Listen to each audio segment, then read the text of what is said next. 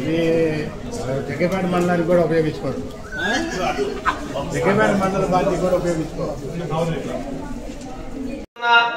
7 medical కాలేజీలు ఏవైతే ఉన్నాయో 10 మెడికల్ కాలేజీలు, ఈ 10 మెడికల్ కళాశాల నిర్మాణాల కోసం మహా అయితే కేవలం 1000 కోట్లు ఖర్చు అవుతాయి.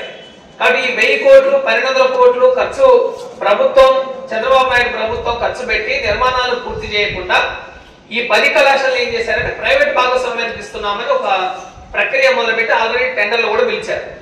ఈ 10 ప్రభుత్వ మెడికల్ కళాశాలని ప్రైవేట్ ఇవ్వడం ద్వారా నష్టం ఏంటంటే, ఇక్కడ స్టూడెంట్స్ మీరు బాగా అర్థం చేసుకోవాలి. ఎందుకంటే రేపు మీలో చాలా మంది మెడికల్ MBBS చదవాలనుకునే స్టూడెంట్స్ ఎక్కువ మంది ఉన్నారు. అంటే ఒక్కసారి ప్రైవేట్ వెళ్ళిన తర్వాత ప్రైవేట్ వాళ్ళ కాలేజీ అండర్లోకి వెళ్ళిన తర్వాత ఫీజులు పెరుగుతాయి. కాలేజీలో సీట్ రావడం, కరీంనగర్ కోట సీట్ రావడం చాలా కష్టం. మేనేజ్మెంట్ కోట ఫీజు మనం జాయిన్ కావాలంటే చాలా కష్టం అవుతుంది. కాబట్టి ఈ రోజు మీరు అర్థం చేసుకోండి, A category fee 15,000, B category fee 37 లక్షలు, సి కేటగిరీ ఫీజు ఎంత ఉందంటే 57.5 లక్షలు ఉంది. ఇది కాకుండా NRI కోటా ఫీజు ఉంది. NRI కోటా ఫీజు అంటే భారతదేశంలో పుట్టి విదేశాల్లో నివాసం ఉంటున్న వాళ్ళు మళ్ళీ భారతదేశం వచ్చి మన ఆంధ్రప్రదేశ్ వచ్చి మన మెడికల్ కాలేజీలో జాయిన్ అయ్యి ఇక్కడ ఒక MBBS సీటు 4 కోట్ల నుంచి 10 కోట్ల వరకు ఉంది. అంటే ఒక ప్రైవేట్ భాగస్వామ్యానికి ఇవ్వడం ద్వారా పేద ప్రతిభావంతులైన విద్యార్థులు, మెరిట్ సీటు కావాలనుకున్న విద్యార్థులకి ఈ రోజు మెడికల్ విద్య అందే అవకాశం లేదు.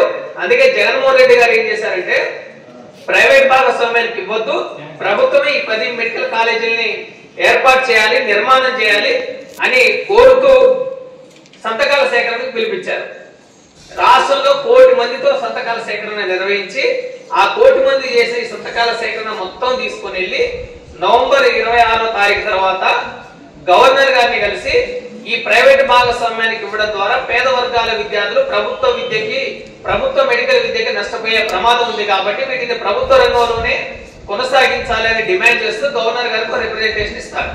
అందుకని ఈ 1 కోటి సంతకాల సేకరణ ఇప్పటికే మొత్తం 175 నియోజకవర్గాల్లో జరుగుతుంది. రేపు నవంబర్ 11న నియోజకవర్గాల్లో ర్యాలీలు ఉన్నాయి. రాష్ట్రంలో దీనివల్ల చాలా ఎఫెక్టెడ్ స్టూడెంట్స్ ఎవరైతే ఉన్నారో మెడికల్ స్టూడెంట్స్ దగ్గరికి వెళ్ళి స్టూడెంట్స్ తో మాట్లాడి దీనివల్ల రేపు భవిష్యత్తులో పేద వర్గాల విద్యార్థులకి మెడికల్ విద్య దూరం అవుతుంది కాబట్టి ఈ ప్రభుత్వ రంగంలోనే వీటిని ఏర్పాటు చేయాలనే ఆలోచనతోటి ఈ కార్యక్రమాన్ని జగన్మోహన్ రెడ్డి గారు తీసుకున్నారు. అందులో భాగంగా ఈ రోజు తన్నీర్ నాగేశ్వరరావు గారి ఆధ్వర్యంలో మీ దగ్గరకు వచ్చి మీతో మాట్లాడుతున్నాం. మీరందరూ తప్పకుండా ప్రభుత్వ రంగంలోని ఈ 10 మెడికల్ కళాశాలని కొనసాగించాలి, నిర్మాణాలు పూర్తి చేయాలి. పేద మధ్యతరగతి విద్యార్థులు ముఖ్యంగా SC, ST, BC, minority, OBC విద్యార్థులు ఎవరైతే ఉన్నారో ఫీజులు